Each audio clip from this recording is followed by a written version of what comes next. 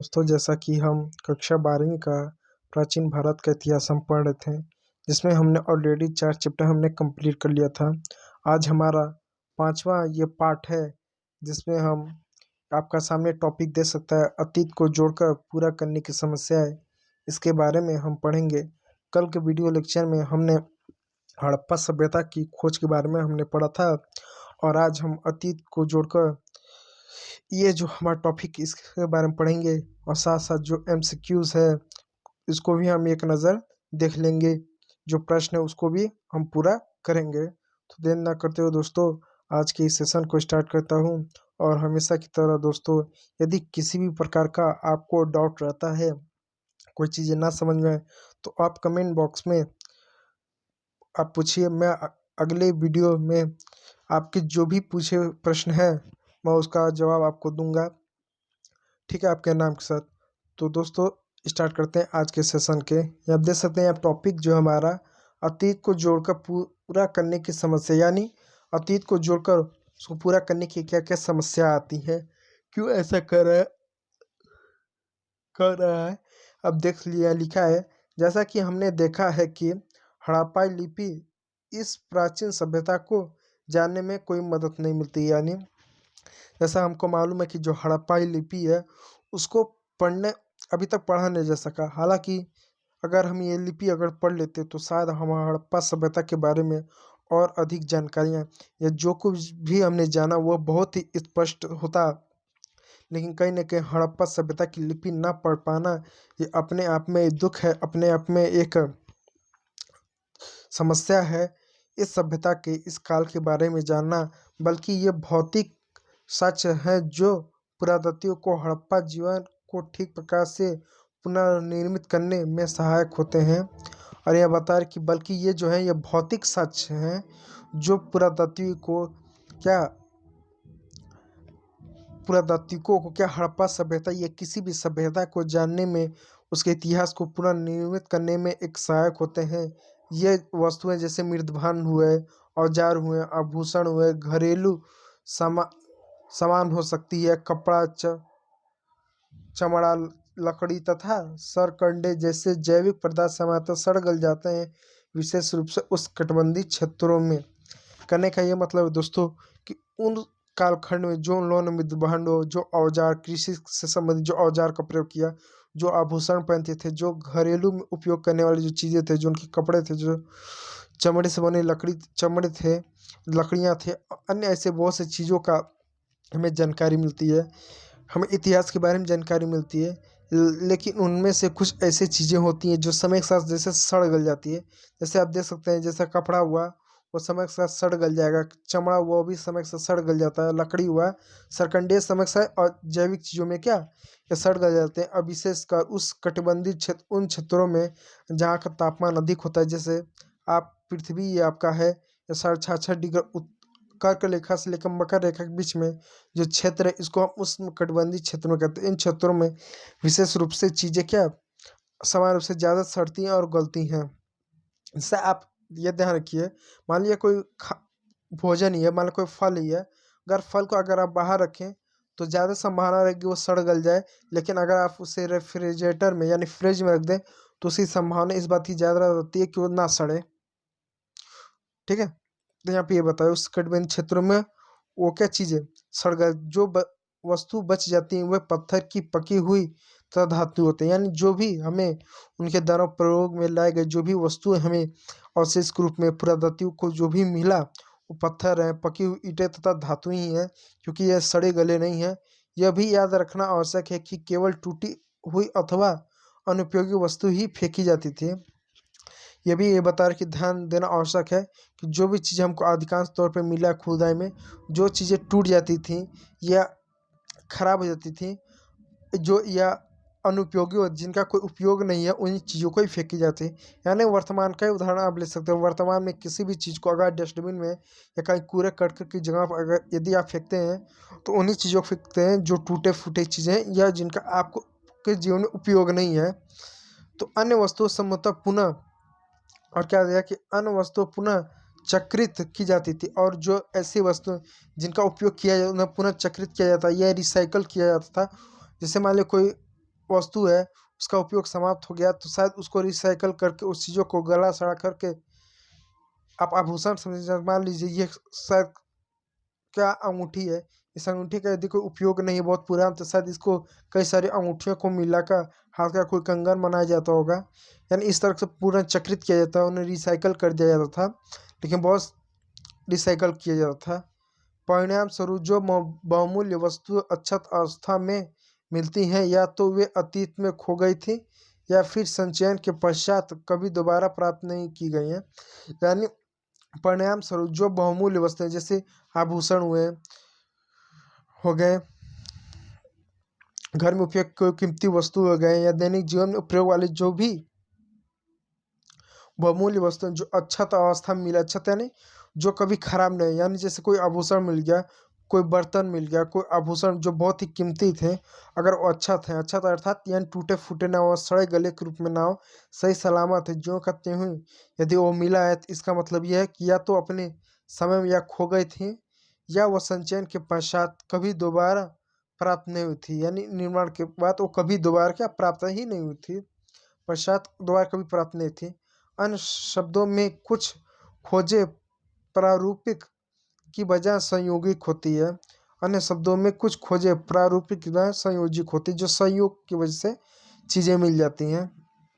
अब आप जानते हैं खोजों का वर्गीकरण, क्योंकि भाई पुरातात्विक इतने सारी चीज़ों को खोजते हैं, वो आभूषणों को भी खोजेंगे, उनके वो आभूषण भी मिलेगा, औजार भी मिलेगा, उनको कपड़े भी मिलेगा, अनाज के भी साक्ष्य मिलेंगे, परिवहन के भी कुछ साक्ष्य मिलेंगे, बहुत सारी चीज़ों को उनको साक्ष्य उनको मिलता है, तो उनका वो कैसे वर्गीकरण करते हैं और साथ ही साथ अपने खोजों का किस तरह से वर्गीकरण, क्योंकि खोजने के लिए तो हम क्या किधर और किस चीज़ को जैसे ये मालूम को इसने सभी चीज़ों को खोजना है तो किधर क्या चीज़ें खोजें, तो पुरातात्विक खोजों का वर्गीकरण करते हैं कि हमें इस समय इन चीज़ों को ही खोजना पड़ता है, क्योंकि खोज में बहुत से चीज़ें मिलते हैं, जैसे धातु भी मिलेगा, औजार भी मिलेगा, आभूषण भी मिलेगा, कपड़े भी मिलेगा, अनाजों के साक्ष्य भी मिलेगा, लेकिन कुछ ऐसे खोज हो गए जिससे हमें बड़े पैमाने पर व्यापक रूप में हमें ज़्यादा से ज़्यादा जानकारी मिल सकती है उस काल के बारे में, उस सभ्यता के बारे में। इसलिए जो पुरातात्विक आमतौर पर उन चीज़ों के पीछे विशेष रूप से पड़े रहते हैं जिन खोजों से उस कालखंड के बारे में, उस समाज के बारे में ज़्यादा जानकारी मिल सके। जैसे कोई लिखित साक्ष्य हो गया, उससे उस सभ्यता उस समाज के बारे में ज़्यादा जानकारी मिलती है, कोई आभूषण हो गया उससे समाज की संरचना के बारे में ज़्यादा जानकारी मिलती है, औजार हो गया उससे उस सभ्यता के बारे में ज़्यादा जानकारी मिलती है। इन सब चीज़ों के पीछे वो क्या बहुत ज़्यादा दौड़ भाग करते हैं चीज़ों को जानने के लिए। खोजों का वर्गीकरण, पुरातत्व को पुनः प्राप्ति पुनः पुरातात्विक उद्यम का आरंभ मात्र है, उद्यम यानी उद्योग, इंडस्ट्री का आरंभ मात्र है। इसके बाद पुरातात्विक अपनी खोज को वर्गीकृत करते हैं। वर्गीकरण का एक सामान्य सिद्धांत प्रयुक्त जैसे पत्थर, मिट्टी, धातु, अस्थि, हाथी दांत आदि के संबंध में होता है, दूसरों और अधिक जटिल उनकी उपयोगिता के आधार पर होता है। यानी जैसे कि बहुत सी चीज़ों को के आधार पर उनका क्या करते हैं वर्गीकरण होते हैं, जिसमें उपयोगिता के आधार पर उनको वर्गीकृत किया जाता है, यानी कि कोई चीज़ें कितने कम उपयोगी है, कितने अधिक उपयोगी है, और जटिलता के आधार पर भी उनका क्या वर्गीकरण किया जाता है। आगे देखें दोस्तों, पुरातात्विकों को यह तय करना पड़ता है कि उदाहरण कोई भी पूरा वस्तु एक औजार है या एक आभूषण या फिर दोनों अथवा अनुष्ठानिक प्रयोग की कोई वस्तु है।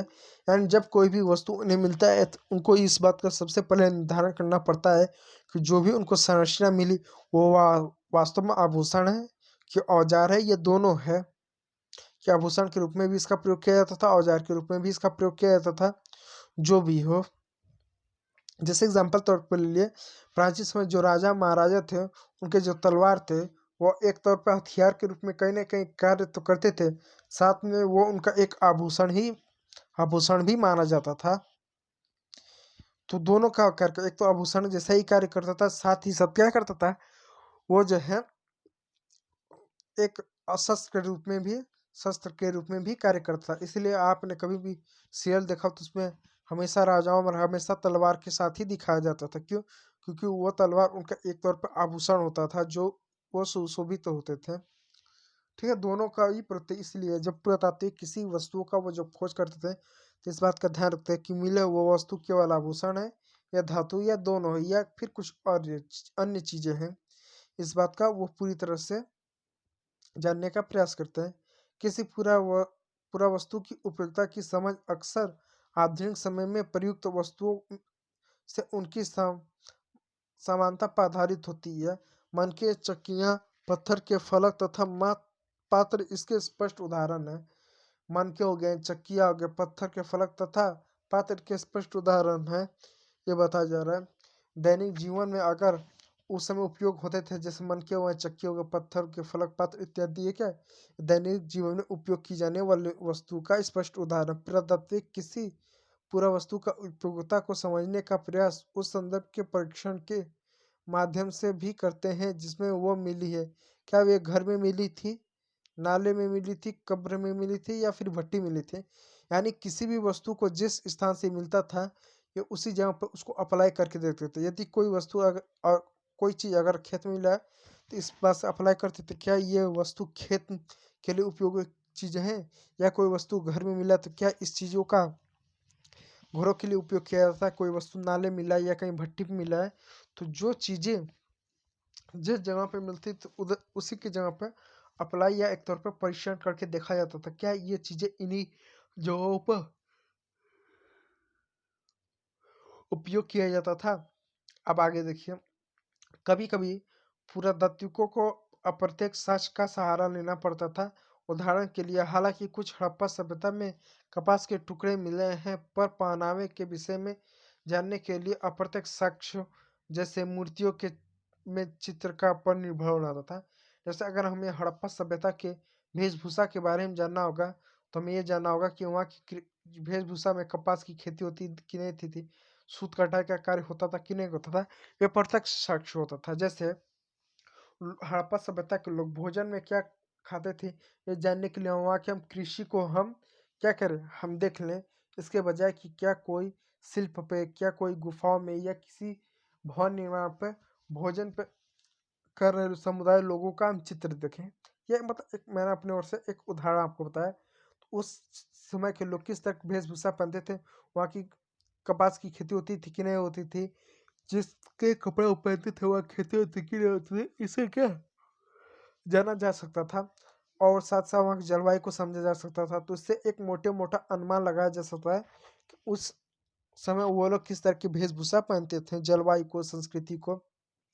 लेकिन अगर अप्रत्यक्ष साधन को हम देखें, अप्रत्यक्ष साधन को, साक्ष्य को देखें, अप्रत्यक्ष अगर अप्रत्यक्ष स्रोत को अगर हम देखें तो अप्रत्यक्ष स्रोत में वहाँ की जो मूर्तियाँ में जो मिले, जैसे एक मोहनजोदड़ो में एक पुजारी की मूर्ति मिली है जिसमें उनको मूर्तियों पर जिस तरह कपड़ों की वेशभूषा बनाई गई उसके आधार पे हम मूर्तियों के जो चित्रण पर निर्भर रहना पड़ता है अप्रत्यक्ष साक्ष्यों के लिए, किस तरह के उनके पहनावे होते थे। जैसा आप देख सकते हैं ये मूर्ति देख सकते इस तरह के कुछ पहनावे, जैसा अनुमान लगा सकते हैं कि हड़प्पा सभ्यता के लोग किस तरह की वेशभूषा, किस तरह के कपड़े पहनते होंगे। ठीक है दोस्तों, अब आगे देखिए, पुरातात्विकों को संदर्भ पुरातात्विकों के संदर्भ में रूपरेखाओं को विकसित करना पड़ता है। यानी पुरातात्विक जो थे इस संदर्भ उन्हें रूपरेखाओं का विकसित करना पड़ता है। यानी जो भी उनको साक्ष्य मिला उन साक्ष्यों के आधार पर इतिहास की जो रूपरेखा होती है उनको विकसित करना पड़ता है कि अगर हमें किसी मूर्ति की इस तरह की संरचना मिले, इस तरह कपड़े मिले, तो हम कल्पना कर सकते हैं कि शायद उस समय में या उस शासन काल में लोग इस तरह की वेशभूषा पहनते होंगे। ये मात्र एक कल्पना है। तो इस आधार पर उन लोगों को क्या इतिहास का विकसित करना पड़ता है। हमने देखा है कि पहली प्राप्त हड़प्पा मुहर को तब तक नहीं समझा जा सकता था जब तक पुरातात्विकों को उसे समझने के लिए सही संदर्भ नहीं मिला। सांस्कृतिक अनुक्रम में जिसमें वह मिली थी तथा मेसोपोटामिया में खोज की तुलना दोनों में संबंध थे। यानी जो हड़प्पा सभ्यता के जो मोहरे मिले हम तब तक नहीं समझ पाए जब तक मेसोपोटामिया को हुई खोज से दोनों में तुलना में संबंध नहीं किया। जैसे एक मोहर हमको हड़प्पा सभ्यता मिल गई, वैसे मिस्र में एक मेसोपोटामिया की जो सभ्यता थी उस सभ्यता की हमने मोहर से तुलना की कि इनके मोहरे उनके मोहरों में क्या अंतर है। तभी इसके बारे में, हड़प्पा सभ्यता के बारे में हमें जानकारी मिली। अब जानते हैं व्यापक समस्या, यानी हड़प्पा सभ्यता के अध्ययन में, इसके जानने में व्यापक बड़े पैमाने पर क्या समस्या आती है पुरातात्विकों को। ठीक है, ये शायद आपके प्रश्न बोर्ड में बन सकता है कि पुरातात्विकों को इतिहास के जानने में किन दो समस्याओं का जिक्र कीजिए। ठीक है, तो पहला आप यहाँ जैसा पुरातात्विक व्याख्या की समस्या समता सबसे अधिक धार्मिक प्रथाओं के निर्माण में प्रयास के सामने आती है। यानी जितने भी पुरातात्विक होते हैं जो इतिहास का अध्ययन करते हैं, इतिहास की खोज करते हैं, इतिहास को पुनः निर्माण करते हैं, उसका विकास करते हैं, तो उनको सबसे ज्यादा समस्या किसका आती है? सामाजिक प्रथाओं के जानने में आती है। उस समय के लोगों किस तरह की वेशभूषा रहेगी, किस तरह की विचारधारा रहती, क्या उनके कर्मकांड रहेंगे, क्या धार्मिक चीजें रहेंगी। इन प्रथाओं को पुनः निर्माण में प्रयास करने में सामने आती है। आरंभिक पुरातात्विकों को लगता है कि कुछ वस्तुएं जो असामान्य और अपरिचित लगती थी संभवतः धार्मिक महत्व की होती थी। यानी कहने का मतलब, जब शुरुआती दौर में जब हड़प्पा सभ्यता की खोज हुई और जो पुरातात्विकों ने इसको खोज करना चाहा, तो जो भी शुरुआत में खुदाई में जो भी वस्तुएं मिलती थे उसको उन्होंने क्या करते थे, वो उनके समाज से जुड़ते, उनके धर्म से जुड़ते, उनकी प्रथाएं से क्या करते थे, वो जुड़ते थे कि शायद इनकी प्रथा रही होगी, शायद इनकी रीति रिवाज रही होगी, इनकी संस्कृति, उससे जुड़ते थे। इसमें आभूषण से लदी नारी मूर्तियां जिसमें कुछ शीर्ष पर विस्तृत प्रधान शामिल है। इन्हें मात्र देवियों की संज्ञा दी गई है। पुरुषों की दुर्लभ पत्थर से बनी मूर्तियां जिसमें उन्हें एक लगभग मानकृत मुद्रा से एक व्यस्त घुटनों में बताया गया है। यानी देख सकते हैं, ये जब मूर्तियां जब शुरुआत में मिली तो लोगों ने, पुरातात्विक ने उस समय हड़प्पा सभ्यता की इनको देवी का दर्जा दिया। उनकी संरचना, उनकी वेशभूषा बिल्कुल ही अलग है, क्योंकि ये भी अपने आप में एक समस्या है। ठीक है, मूर्तियों को जिसमें कुछ शीर्षक पर विस्तृत प्रधान मिले हैं, इन्हें माता देवी की संज्ञा दी गई है। पुरुषों को दुर्लभ पत्थर से बनी मूर्तियां जिसमें उन्हें एक लगभग मानवीकृत मुद्रा में एक हाथ घुटने पर रखा बैठा हुआ दिखाया गया, जैसा कि पुरोहित राजा का भी इसी प्रकार वर्गीकरण किया गया। अन्य दृष्टांतों से संरचना का अनुष्ठानिक महत्व का माना गया है। इससे विशाल स्नानागार तथा कालीबंग और लोथल से मिली वेदिका सम्मिलित है। मोहरत जिसमें से कुछ एक संभवतः अनुष्ठान के दृश्य बने हैं के परीक्षण थे। धार्मिक आस्थाओं और प्रथाओं को पुनर्निर्मित करने का प्रयास भी किया। मोहरे जिसमें कुछ संभवतः अनुष्ठान को दृश्य बने के परीक्षण है धार्मिक। ठीक है दोस्तों, अब यहाँ देखिए आप क्या बता रहा है कि मोहरे जिसमें से कुछ संभवतः, यानी जो मोहरे मिले जिसमें कुछ संभवतः अनुष्ठान के दृश्य बने, यानी मोहरों पे जो स्टैंप उस पर भी कुछ ऐसे अनुष्ठान बने हैं जिनका ऐसा अनुमान लगाया जाता है कि धार्मिक मोहरे, धार्मिक चिन्ह के परीक्षण से धार्मिक आस्थाओं और प्रथाओं के पुनर्निर्माण करने की प्रयास भी किया गया है। यानी जो मोहरे मिले हैं उन मोहरों पर जो भी संरचना है, जो आकृति, उनको कहीं ना कहीं धर्म से जोड़ा गया है कि शायद उस समय इनकी धार्मिक, उस समय शायद जो कानून की संरचना होगी शायद धार्मिक रहा होगा। शायद अपने धर्म का प्रचार प्रसार करने के लिए सरकारी मोहर पर भी चिन्ह लगाए गए होंगे। इस तरह की उन्होंने विचारधारणा रखी है। ये विचारधारा रखी कि जो मोहरें हैं, जो स्टैंप है, उस स्टैंप पे जो भी आकृति छपी हुई है, शायद वो धार्मिक हो सकती है। प्रथाओं से पुनर्निर्मित करने का भी प्रयास किया। कुछ अन्य जिस पर पेड़ पौधे तथा उत्कीर्ण हैं, कुछ अन्य जिस पर पेड़ पौधे उत्कीर्ण हैं, मान्यता अनुसार प्रकृति की पूजा के संकेत देते हैं।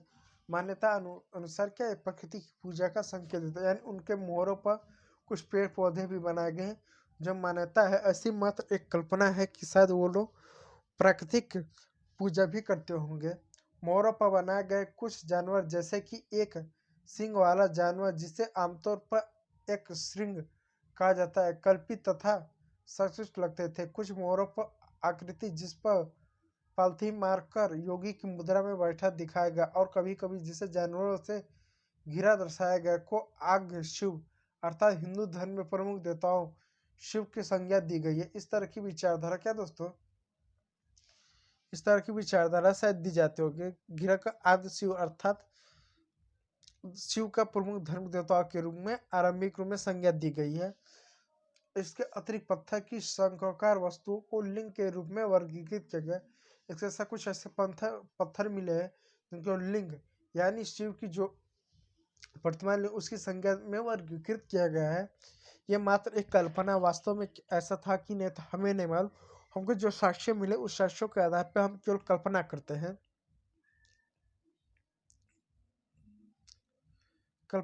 हैं।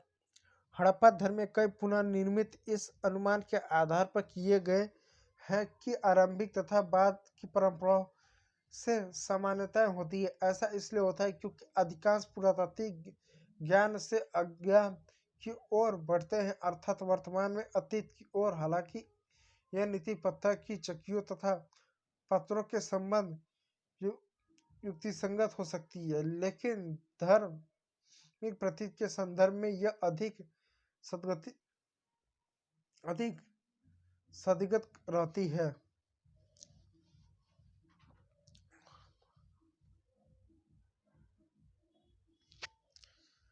ठीक है, रहती है। धार्मिक प्रतीक के संदर्भ में यह अधिक सदगति होती है। अब आगे देखिए, उदाहरण के लिए IMF आगदशिव मुद्रों के देखते हुए सबसे आरंभिक धार्मिक ग्रंथ ऋग्वेद लगभग 1500 से 1000 ईसा वर्ष पूर्व के भी संकलित रुद्र नामक एक देवता का उल्लेख मिलता है जो बाद में की परंपराओं के शिव के लिए प्रयुक्त का नाम है। पहली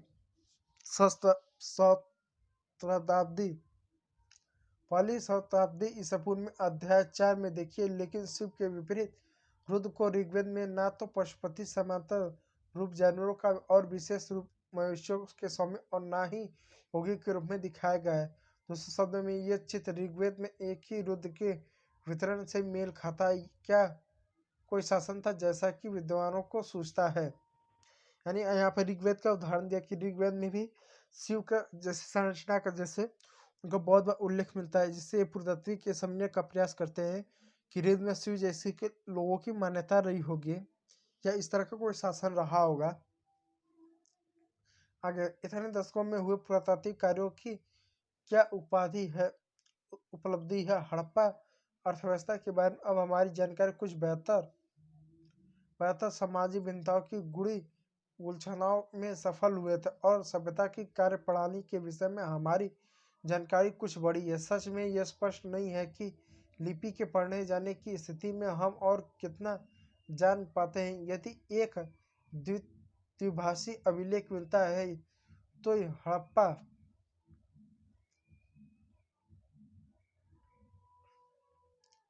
हमारी जानकारी कुछ बढ़ती है। सच में यह स्पष्ट नहीं है कि लिपि के पढ़ने जाने की स्थिति में हम कितनी पाते हैं। यदि एक द्विभाषी अभिलेख मिलता है तो हड़प्पा निवासी द्वारा बोली जाने वाली भाषाओं के विषय में भी प्रश्न संभवतः विराम लगते हैं। ये आप सुपर लिस्ट में कुछ खास ये इंपॉर्टेंट नहीं है, इसमें बस सारांश दिया गया है, उतना इंपॉर्टेंट नहीं है। ठीक है दोस्तों, अब आगे आते देखते हैं। ये भी इंपॉर्टेंट नहीं है, आप देख सकते हैं। ये देखिए, ये कुछ ऐसे पत्थर मिलने ऐसा शिवलिंग की दर्जा इसको दे। लोग मानते हैं शायद उस समय शिवलिंग के आकार जैसे चीजें हैं, ऐसा माना जाता है, लेकिन वास्तव में क्या था इसके बारे में कोई जानकारी नहीं है। देख सकते इस तरह के उस समय परिवहन के जो साधन होते हैं इस तरीके से आप देख सकते हैं। देखिए, अब देखिए दोस्तों, एक बात इंपॉर्टेंट रखिए, ये जो है ये बहुत इंपॉर्टेंट है। 10 प्रश्न आता है आपका, प्रश्न आता है डेट के कालखंड के घटना जो घटे उसको लिखने के लिए, तो आप इसको याद कर लीजिए। ठीक है, अब देख सकते हैं इस चीज को याद करना बहुत इंपॉर्टेंट। नीचे भी कुछ डेट दी गई, देखिए, ठीक है, ये डेट इंपॉर्टेंट है आपके लिए। कुछ प्रश्न है, आप प्रश्न देख सकते हैं। देखिए कुछ ये बर्तन मिले, कुछ औजार मिले, आप देख सकते हैं, देख सकते हैं, देखिए देख सकते हैं, अब देख सकते हैं मैप में, देखिए ऐसा कुछ संरचना है। ये व्यक्ति दफन किए गए थे, इसके साथ साथ कुछ चीजों को भी दफन किया गया। अब आइए उत्तर दीजिए लगभग 100 से 150 शब्द में। मैं इसको सॉल्व करा दे रहा हूँ। हड़प्पा सभ्यता के शहरों में लोगों को उपलब्ध भोजन सामग्री की सूची बनाएं। उन वस्तुओं को उपलब्ध कराने वाले समूहों को पहचान कीजिए। स्वाभाविक से कि हड़प्पा सभ्यता के जो लोग थे वो गेहूं चावल की खेती करते थे। बाजरा जो कि लोथल में पाया गया है, जो कि बहुत कम पाया गया है। चावल की खेती कम होती थी। सबसे ज्यादा लोग जो है गेहूं की खेती करते थे। उसके कुछ स्थान आपके बताए गए हैं, ठीक है। पुरातात्विक हड़प्पा समाज में सामाजिक आर्थिक भिन्नताओं का पता किस प्रकार लगाते हुए कौन कौन से भिन्नताओं पर ध्यान देते हैं। स्वाभाविक से बात है, सामाजिक भिन्नताओं को पता लगाने के लिए कई सारी भिन्नताएं हो सकती है। आर्थिक भिन्नताओं के लिए जैसे कि आभूषण हुआ, आभूषण हुआ, औजार हुआ, मकान हुआ, उनके तरफ प्रयोग वाली वस्तु हो गए। इन सभी चीजों से आर्थिक भिन्नताओं का अनुमान लगाते हैं। क्या आप इस तथ्य से सहमत हैं कि हड़प्पा सभ्यता के शहरों की जल निकासी प्रणाली नगर नियोजन की संकेत करती है? अपने उत्तर के कारण बताइए। जी हाँ, क्योंकि उनके जो नगर निकासी प्रणाली थी एकदम आधुनिक वर्तमान जैसी ही थी, जो एक दूसरे को समकोण पर काटती थी एकदम। आप इसको लिख सकते हैं। आगे देखिए, हड़प्पा सभ्यता में मनके बनाने के लिए प्रयुक्त पदार्थ की सूची बताइए। कोई भी एक प्रकार का मनका बनाने की प्रक्रिया का वर्णन कीजिए। आप इसको लिख सकते हैं। चित्र एक देखिए और उसका वर्णन कीजिए कि शिव शव किस प्रकार रखा गया था और उसके समय कौन कौन सी वस्तुएं रखी गई। क्या शरीर पर कोई पूरा वस्तु इसमें है? हाँ जी, पूरा।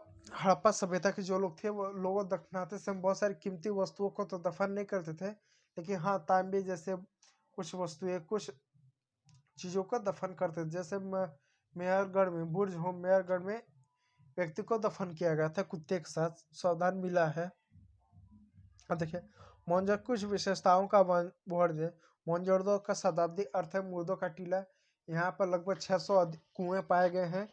यहाँ पर आपको देख सकते हैं कि आप एक माल गोदाम, इसके साथ ही साथ आपको यहाँ पे एक स्नानागार भी देखने को मिलेगा। यहाँ पर लगभग 600 छोटे बड़े संरचना मिले, 600 लगभग कुएं की संख्या पाई गई है। प्रत्येक घर 2 मालिये होते थे, 2 मालिये होते थे। और ये नगर एक रूप से होता था, ठीक है। इस तरह की आप चीजों का वर्णन कर सकते हैं। हड़प्पा सभ्यता में हड़प्पा सभ्यता में शिल्प उत्पादन के लिए आवश्यक कच्चे माल की सूची बनाए तथा चर्चा कीजिए कि क्या किस प्रकार पता है। कच्चे माल से आप लिख सकते हैं कि तांबा जो होता था कालीबंगा और बनावली से प्राप्त होता था। लोहा उस समय कर्नाटक से पाया जाता था। इन सभी चीजों का आप क्या उल्लेख कर सकते हैं। चर्चा कीजिए कि पुरातात्विक किस प्रकार अतीत का पुनर्निर्माण करते हैं। पुरातात्विक अतीत के पुनर्निर्माण के लिए पुरातात्विक लिखित स्रोत का साथ साथ गुफाएं, किले, मुद्रा, सिक्के, इन सभी का प्रयोग करते हैं अतीत की जानकारी को प्राप्त करने के लिए। हड़प्पा समाज में शासकों द्वारा किए जाने वाले संभावित कार्यों का चर्चा कीजिए। हड़प्पा समाज में शासकों द्वारा किए जाने संभावित कार्यों का चर्चा कीजिए। आप लिख सकते हैं कि हड़प्पा सभ्यता का नगरीय नियोजन बड़े पैमाने पर, जिसमें ईंटों की एक समान संरचना, व्यापार की एक समान संरचना, मुद्रा की एक मुहारे जो थे उसकी एक जगह संरचना, सभी जगह एक जैसी लिपि होना, इससे यह प्रमाणित होता है कि उस समय कोई एक इन सभी चीजों को क्रियान्वित करने के लिए शासन जैसी कोई संरचना नहीं होगी। हालांकि हमें इसका प्रमाण नहीं मिलता है, लेकिन कहीं ना कहीं पूरे हड़प्पा सभ्यता में मकानों की लंबाई, चबूतरों की लंबाई, चौड़ाई, इन सभी चीजों के लिए कोई तो प्रशासनिक व्यवस्था रही जो इन सब को क्रियान्वित करती होगी, ठीक है। तो इसी के साथ दोस्तों आपका जो चैप्टर है हड़प्पा सभ्यता, ये जो आपका चैप्टर है आपका हड़प्पा सभ्यता, ईंट मनके तथा अस्थियां, यह समाप्त हो गया है।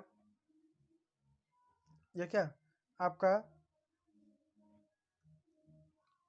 समाप्त हो गया है। एक मिनट, समाप्त, यह आपका जो है समाप्त आपका जो है समाप्त आपका हो गया है।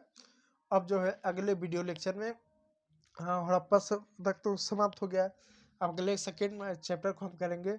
यदि किसी भी प्रकार का आपको डाउट रहता है तो कमेंट सेक्शन आप सबके लिए खुला है, आप प्रश्न कीजिएगा, मैं उसका